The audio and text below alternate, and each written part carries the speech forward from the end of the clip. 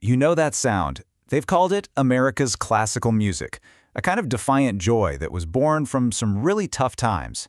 But where did jazz actually begin? Well, the answer is hanging in the humid air and bouncing off the streets of one very, very unique city.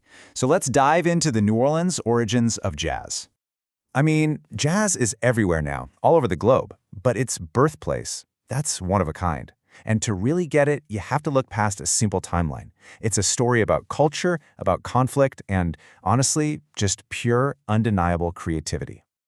Okay, so our story kicks off in the late 19th century, right in the ultimate melting pot, New Orleans. And it was more than just a city, you know? It was this cultural crucible, a massive port where all these different worlds were just smashing into each other, creating the perfect environment for something completely new to be born.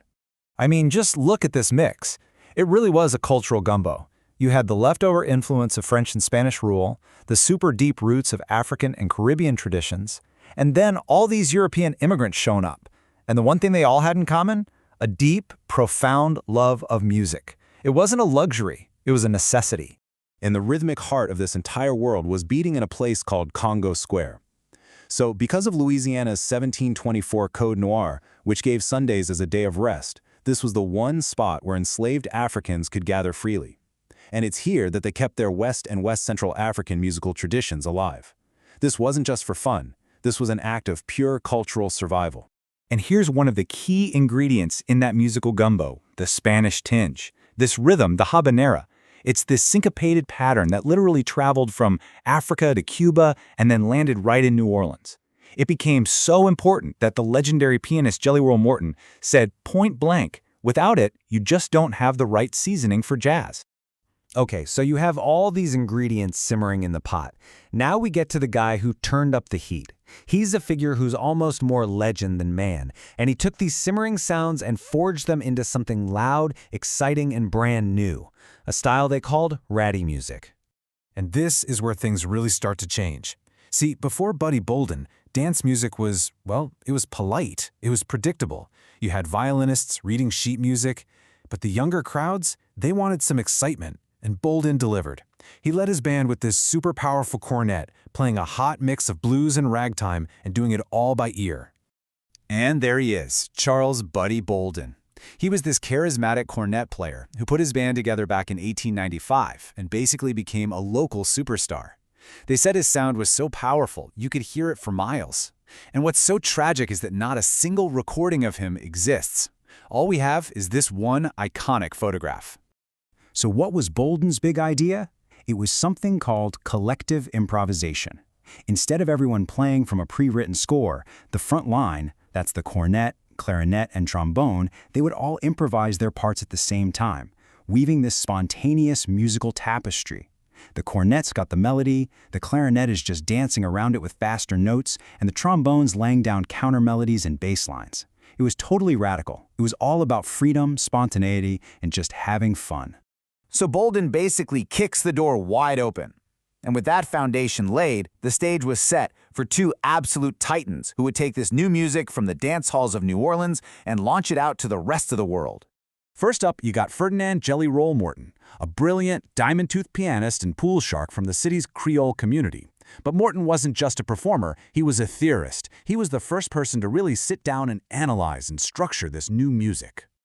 And this quote right here, it nails his philosophy. Morton argued that jazz wasn't just a list of songs, it was a style you could apply to pretty much any kind of music.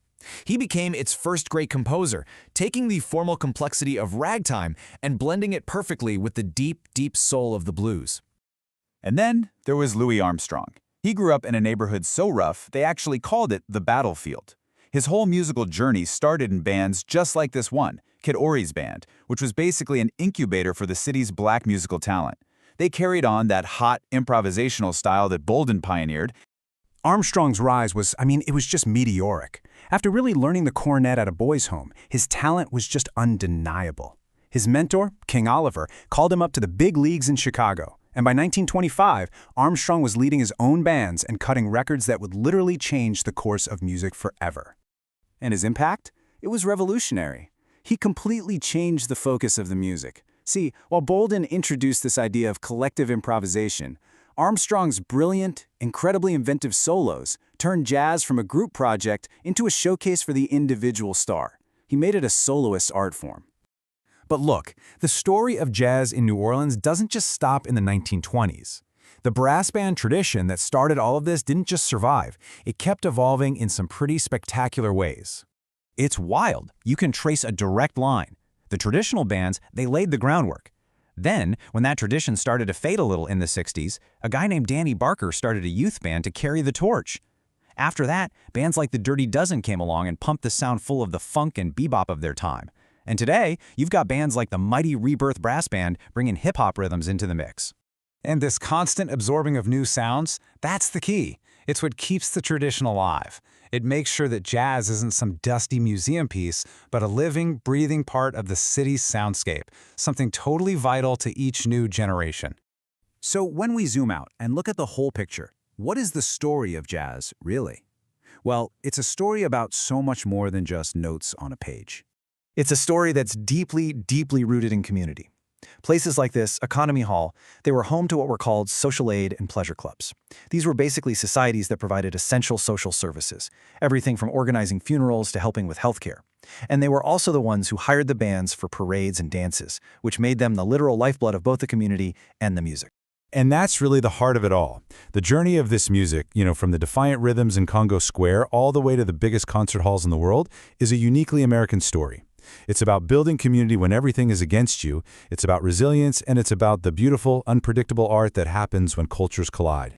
Which kind of leaves us with one last thought.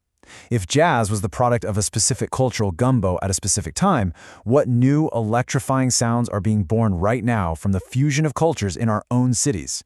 What's going to be the next jazz? The answer's out there, just waiting to be heard.